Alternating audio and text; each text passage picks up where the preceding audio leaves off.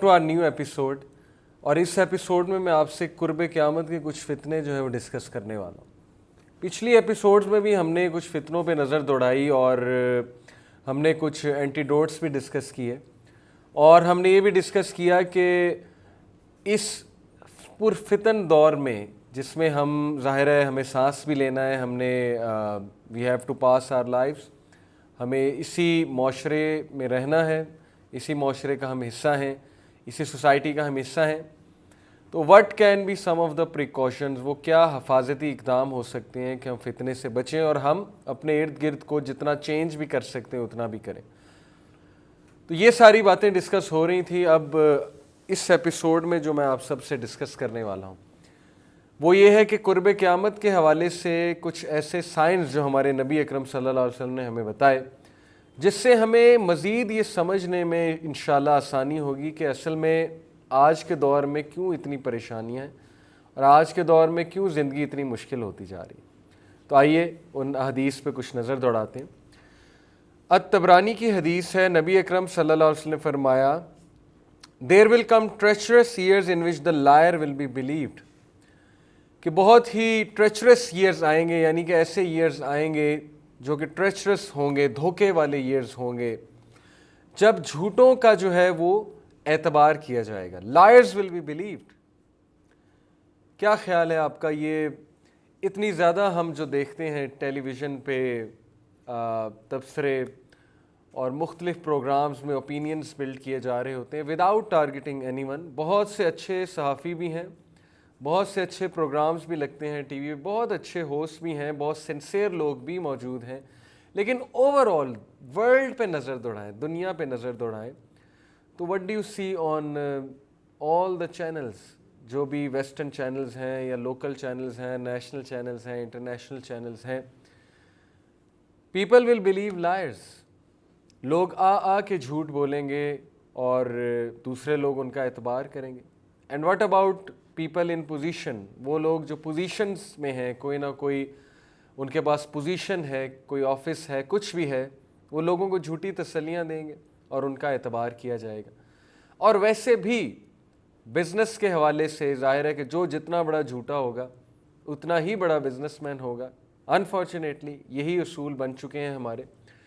और जो सच्चा है ज़ाहिर है उसको आगे बढ़ने में बहुत दिक्कत होती है, बहुत मुश्किल होती है, तरह तरह की रुकावटें उसके सामने आती हैं।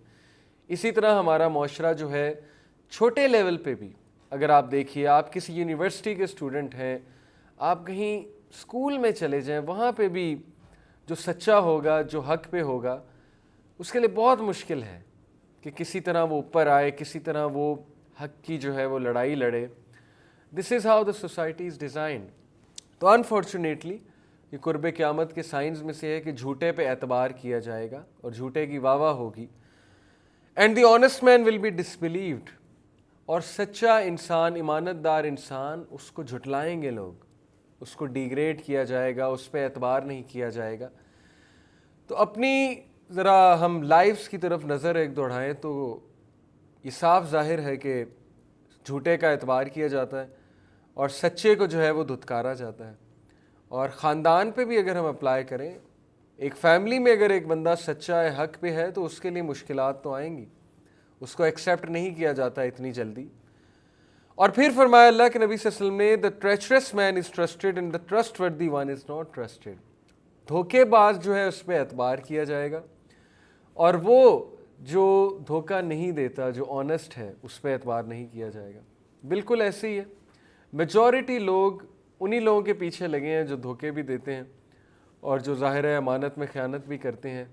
और जो हमारे माशरे में तो वैसे भी जो जितना बड़ा अमानत में ख़यानत करे, जितना बड़ा झूठा हो, जितना बड़ा जो जुर्म करे, उसकी शायद उतनी ही इज़्ज़त होती है। माशरा अनफॉर्चुनेटली हम ऐसा बना चुके हैं।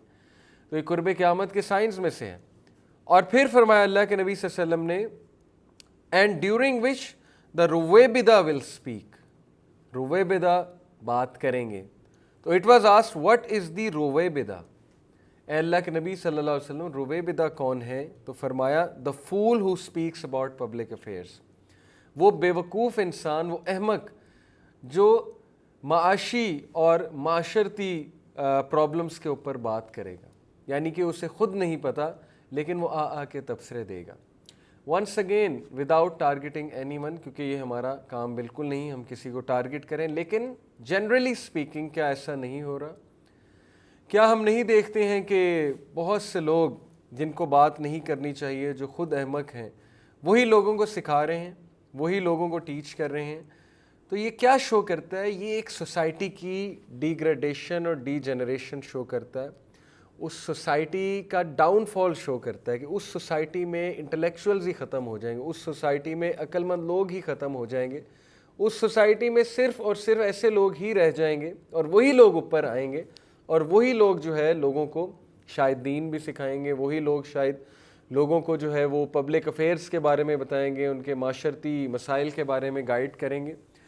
تو میرے تو خیال میں کہ ہم اسی دور میں رہ رہے ہیں اور قرب قیامت کے بہت ہم قریب ہیں. اور پھر اللہ کے نبی صلی اللہ علیہ وسلم نے فرمایا night and day will not cease until the most fortunate of people in worldly affairs will be لکا ابن لکا، کہ قیامت قائم نہیں ہوگی جب تک کہ سب سے زیادہ جو فارچونیٹ سکسیسفل لوگ ہیں، یعنی کہ جن کی طرف لوگ دیکھ کے رش کیا کریں گے، وہ لکا ابن لکا ہوگا. اور پھر ایک اور حدیث میں کہا، مسند احمد کی حدیث میں، سون لکا ابن لکا ول ٹیک اوور دس ورلڈ، بہت جلد لکا ابن لکا اس دنیا پہ قابض ہو جائیں گے. پھر کہا، مسند احمد کی حدیث ہے، the world will not cease to be until it belongs to لکا ابن لکا، دنیا نہیں ختم ہوگی جب تک کہ دنیا لکا ابن لکا سے بلونگ نہیں کرے گی، یعنی اس کی نہیں ہو جائے گی. what is لکا ابن لکا؟